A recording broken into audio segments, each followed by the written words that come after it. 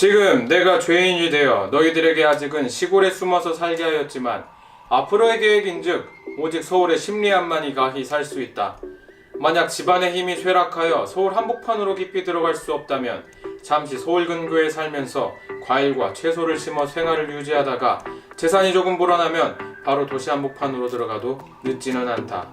조선 후기의 실학자 다산 정약용 선생님께서 자식에게 보낸 편지 중 일부입니다. 안녕하세요. 엉뚱한 클래스의 엉뚱한 삼촌 엉클 구입니다. 대한민국 인구의 5분의 1이 사는 서울, 그리고 제가 살고 있는 이곳 서울. 옛말에 사람은 서울로 말은 제주로 보내라는 말이 있죠. 왜 사람은 서울에 살아야 된다는 말이 있는지 궁금해서 제가 한번 알아보았습니다. 집값도 비싸고 사람도 더럽게 많이 몰리는 이곳 서울에 왜 사람들이 많이 몰리는가에 대한 궁금증에서 시작되어 이 콘텐츠를 준비했습니다. 엉뚱한 클래스 지금 시작합니다. 서울에 살아야 하는 첫 번째 이유, 바로 교육 환경입니다. 앞서 읽었던 편지 내용처럼 다산 정약용은 유배지에서 자기 아들에게 한양 입성을 하라고 편지를 보냈습니다. 상식적으로 죄인의 신분으로 유배 생활을 하면 자기 가족들도 지방으로 피신시키는 게 일반적인데 말이죠. 그럼에도 불구하고 정약용 선생님은 왜 아들에게 이런 편지를 보냈던 걸까요? 잘 아시겠지만 다산 정약용 선생은 조선 후기에 뛰어난 개혁가였습니다.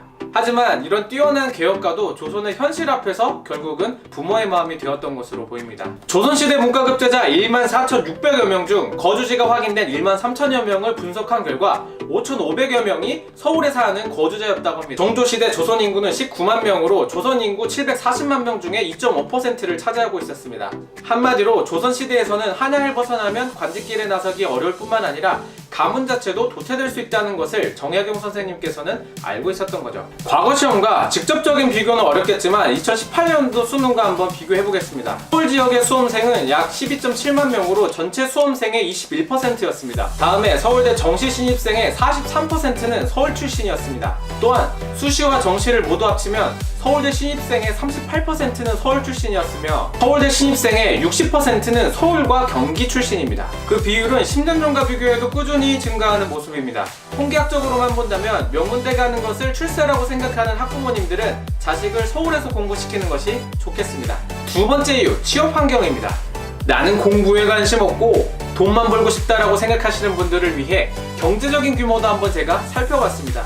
GRDP는 생산 측면의 부가가치로 각 시도의 종합경제지표입니다. 2016년도 GRDP 1위는 372조로 경기도가 1위이고 357조로 서울이 2위입니다. 각각 전체의 23% 그리고 22%를 차지하고 있습니다. 서울은 일자리 수도 전국에서 두 번째로 많습니다. 2015년도 경기도의 사업체는 82만 7천 개이고 서울은 82만 개입니다. 300인 이상 기업체 종사자 비율도 21%로 전국 평균 14%보다 높습니다. 이 말은 규모 있는 회사에서 일하는 사람들이 그만큼 더 많다는 뜻이죠.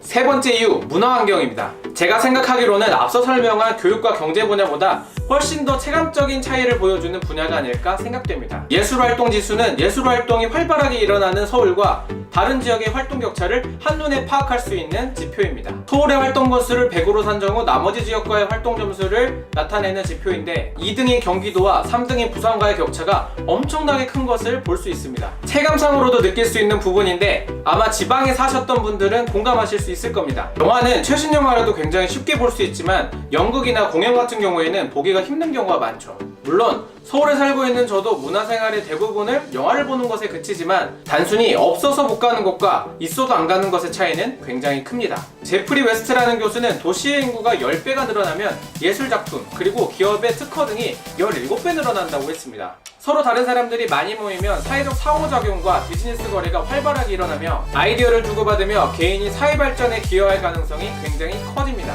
그러면 경제적인 규모도 커지고 문화예술, 교육 등 사회 전 분야에 걸쳐서 폭발적인 발전이 일어납니다. 서울에서 살아야 하는 이유를 크게 세 가지로 살펴보았는데요.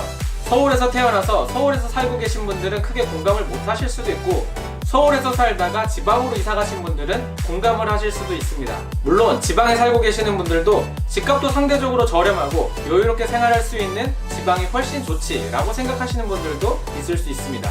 슬프지만 원대한 꿈을 가지고 계신 분들이 있다면 그 꿈을 서울에서 펼치는 것이 기회나 환경 면에서 아직까지는 그 성공 가능성이 더 높다고 말씀드릴 수밖에 없겠습니다.